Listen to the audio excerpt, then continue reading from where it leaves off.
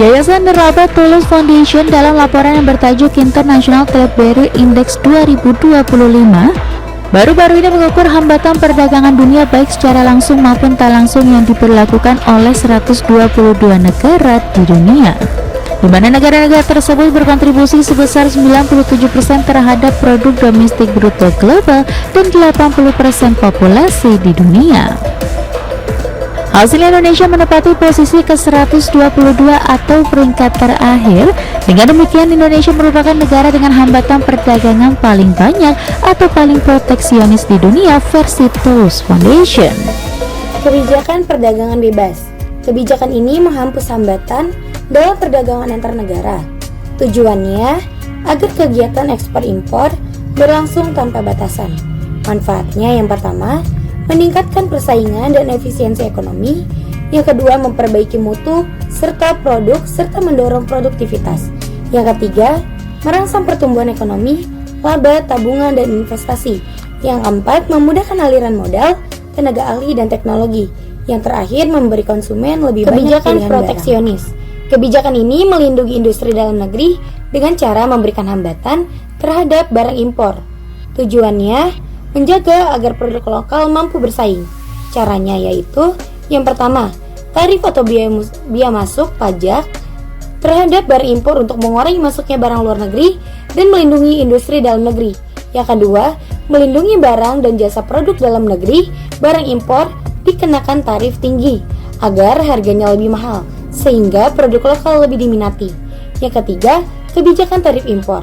Tarif impor adalah pungutan pajak atas barang yang masuk ke dalam negeri. Tujuannya yaitu menambah pendapatan pemerintah dari pajak impor, melindungi industri dan dalam negeri dari persaingan barang luar negeri. Jenis tarif. Yang pertama ada bea ad valorem. Dihitung berdasarkan presentase tertentu dari nilai barang. Rumusnya yaitu tarif dikalikan dengan nilai barang.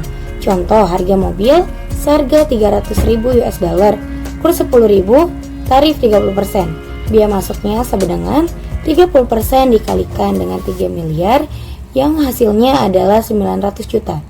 Keuntungan tarif ini adalah dapat mengikuti inflasi atau fluktuasi harga dan ada diferensiasi menurut kualitas barang. Tetapi kerugiannya adalah sistem administrasi dan penggolongan barang lebih rumit dan membutuhkan pendataan barang yang lengkap. Kedua, ada biaya spesifik.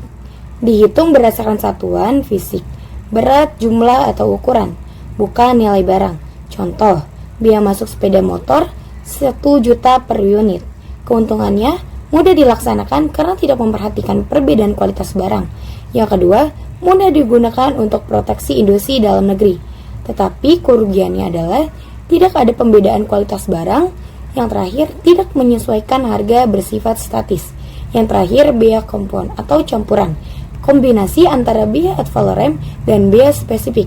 Contoh, barang dikenakan 5% dari nilai harga, ditambah 100.000 per unit. Kesimpulannya, tujuan tarif impor menambah pendapatan negara dan melindungi industri dalam negeri. Ad valorem berdasarkan nilai barang, spesifik berdasarkan satuan fisik barang, kompon kombinasi keduanya. Kuota adalah kebijakan perdagangan internasional untuk membatasi jumlah barang yang boleh masuk impor atau keluar ekspor dari suatu negara. Jenis kuota ada dua, ada kuota impor dan kuota ekspor. Kuota impor membatasi jumlah dan jenis barang yang masuk untuk melindungi produsen dalam negeri.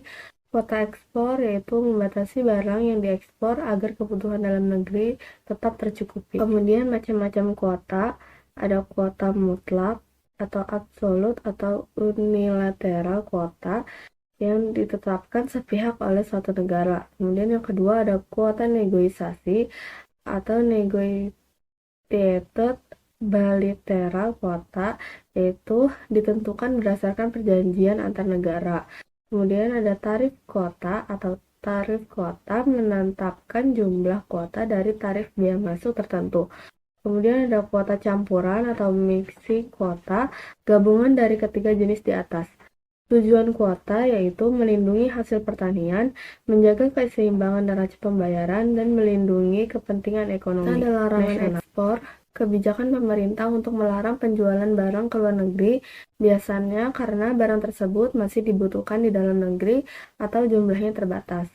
Alasan pelarangan, yang pertama mengancam keamanan atau kepentingan umum, yang kedua melindungi hak kekayaan intelektual, yang ketiga menjaga kesehatan dan keselamatan manusia, yang keempat melindungi lingkungan hidup, dan yang kelima memenuhi perjanjian internasional.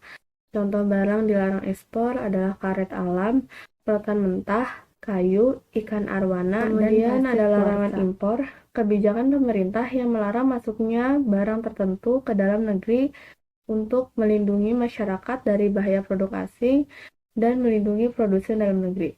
Alasan larangan impor: A. Perlindungan keamanan keselamatan, B. Kesehatan manusia, hewan, dan tumbuhan, C. Perlindungan lingkungan hidup, D. Hak kekayaan intelektual, E. Perlindungan sosial dan moral masyarakat, F. Pembangunan ekonomi nasional, dan G. Pelaksanaan ketentuan peraturan Subsidi perundang-undangan. adalah bantuan dari pemerintah kepada produsen agar biaya produksi lebih murah dan terjangkau, dan harga barang bisa mampu bersaing dengan produk impor. Tujuannya pastinya membuat produsen lokal agar produknya nih bisa murah, terjangkau, dan pastinya bisa bersaing.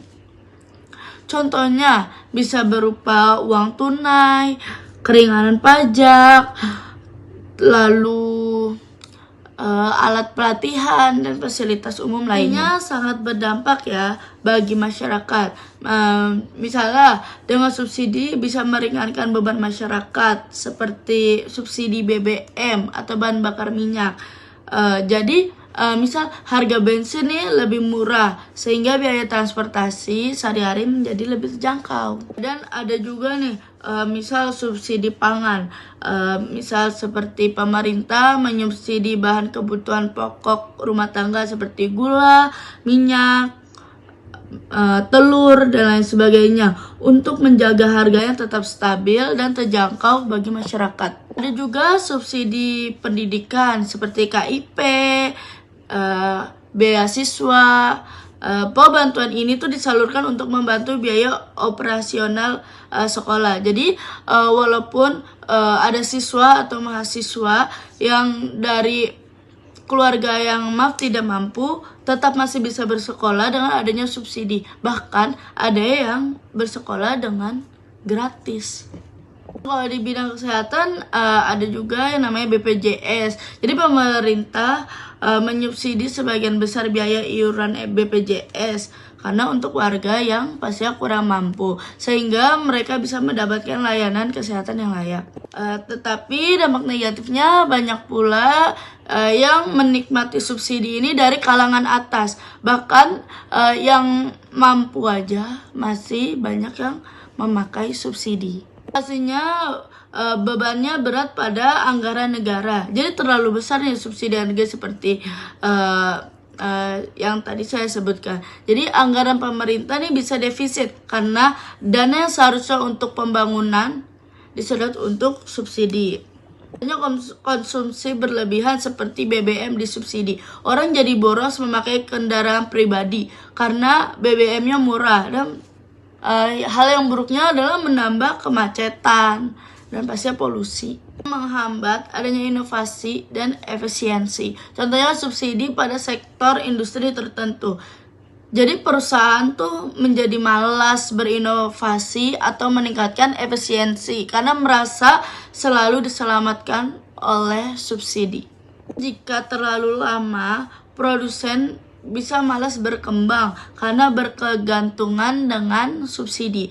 Jadi kebijakan yang harus diambil tuh seperti apa? Ya, subsidi harus tepat sasarannya dan tidak diberikan terus-menerus. Harus dikurangi bertahap agar produsen mandiri atau agar kita tidak terlalu berkegantungan dengan subsidi. Terima kasih. Yang selanjutnya ada premi.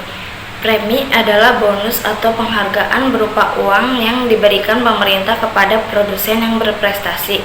Tujuannya untuk mendorong produsen meningkatkan kualitas dan jumlah produksinya. Ciri-cirinya berbeda dengan subsidi karena diberikan kepada produsen yang berhasil mencapai target. Yang selanjutnya ada diskriminasi harga. ialah kebijakan menjual barang di dua pasar yang berbeda dengan harga yang berbeda. Contohnya, suatu barang dijual lebih murah di luar negeri dibandingkan di dalam negeri. Tujuannya untuk memperluas pasar dan menarik pembeli di luar negeri tanpa merugikan penjualan di dalam negeri. Dumping. Dumping adalah menjual barang ke luar negeri dengan harga yang lebih murah dibandingkan di dalam negeri. Tujuannya untuk merebut pasar luar negeri dan menyingkirkan pesaing. Jenis-jenis dumping yang pertama, persistent dumping. Dilakukan terus-menerus untuk menguasai pasar luar negeri. Yang kedua, predatory dumping. Dilakukan sementara waktu untuk menyingkirkan pesaing lalu menaikkan harga kembali. Yang ketiga, sporadic dumping. Dilakukan sesekali untuk menghabiskan stok berlebih. Dampak dari pengertian tersebut bisa merugikan industri dalam negeri negara tujuan sehingga bisa dikenakan pajak anti dumping.